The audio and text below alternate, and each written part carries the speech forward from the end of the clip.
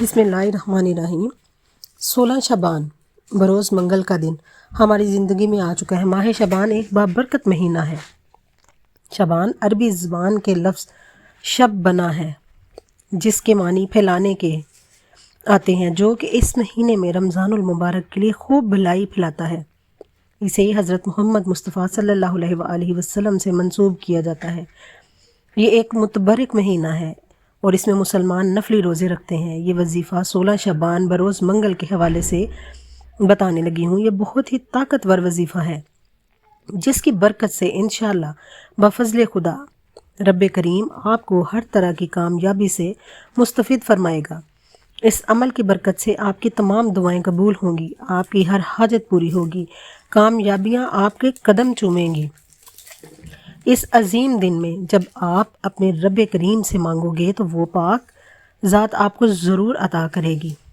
आपका जो भी मसला है, चाहे कारोबार के लिए, तंग दस्तियों को ख़त्म करने के लिए, बंद रुकावटों और मुश्किलों को ख़त्म करने के लिए आप इस अमल को, इस वजीफ़े को पढ़ेंगे, वो रब करीम आपकी हर मुश्किलात मसाइल हल कर देगा।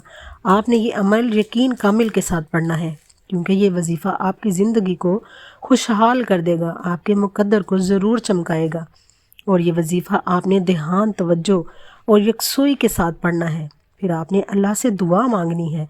इंशाअल्लाह रब करीम आपको दुनिया और आखिरत की हर खुशी अता फरमाएगा और हर वो कामयाबी अता करेगा जिसकी आपको ज़रूरत और तलब है।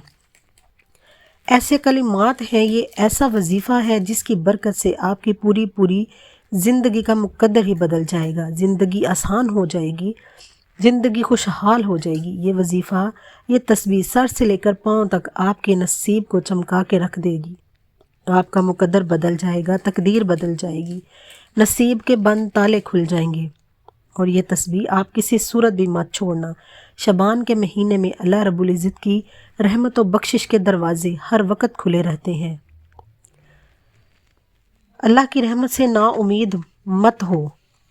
फ़ज़ाओं में रहमत इलाही का दरिया हुमा वक्त मौजज़न रहता है। इसकी रहमत का साइबान हर वक्त अपने बंदों पर साया फगन रहता है।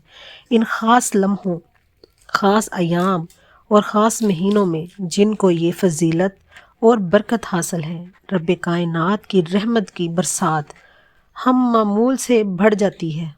इन खुसूसी दुआओं में माह शबान को ख़ास अहमियत, फजीलत हासिल है। अल्लाह ताला ने इस साल के महीनों में से 4 महीने रजब, शबान, रमज़ान और मुहर्रम बरगज़ीदा फरमाए हैं। इनमें से शबान को चुन लिया और इसे रहमत आलम सल्लल्लाहु अलैहि वसल्लम का महीना करार दिया। इस महीने में आसमान से बरकतें उतारी जाती हैं, गुनहगार बख्शिश पाते हैं और बुराइयां मुटा दी जाती हैं। इसलिए शबान को यानी गुनाहों की बख्शिश का ज़रिया बनने वाला महीना कहा जाता है। इस महीने में आप जो भी अल्लाह से जायज़ दुआ मांगेंगे, जो भी अल्लाह से जायज़ हाजत का सवाल करेंगे, परेशानियों से निजात का सवाल करेंगे, रब करीम आपके दिल की तमाम मुरादों को पूरा फरमाएंगे। इस अमल को पढ़ना किस तरीके से है, अब मैं आपको अमल बताने लगी हूँ, तवज्जो से सुनिएगा। आपने 16 शबान को नमाज इशा अदा करने के बाद या किसी भी टाइम, किसी भी वक्त इस अमल को, इस वजीफ़े को पढ़ लेना है। जब आपने इस वजीफ़े को शुरू करना है तो अपने मकसद, अपनी हाजत और ख्वाहिश को अपने जहन में रखना है और फिर इस मसले को शुरू करना है। जब आप अपने मसले को, अपनी ख्वाहिश को, अपनी हाजत को अपने जहन में रखेंगे तो आपने फिर अपने वजीफ़े को शुरू करना है। सबसे पहले 7 मरतबा दरूद पाक आपने पढ़ना है। आपको कोई सा भी दरूद पाक आता है, आपने वो पढ़ लेना है। अफजल ये है कि आप दरूद इब्राहिमी पढ़ें। आपने दरूद इब्राहिमी को 7 मरतबा पढ़ना है। जब आप दरूद इब्राहिमी 7 दफ़ा पढ़ लें तो इसके दरमियान में आपने अस्तगफिरुल्लाह या अस्तगफार की कोई दुआ पढ़नी है। जब 7 मरतबा अस्तगफिरुल्लाह या अस्तगफार की कोई दुआ पढ़ लें तो फिर आपने इस कुरानी आयत को पढ़ना है। और ये कुरानी आयत सूरह शोरा की आयत है और ये आयत नंबर 19 है। आपने आयत नंबर 19 जो है इसको आपने 70 मरतबा पढ़ना है।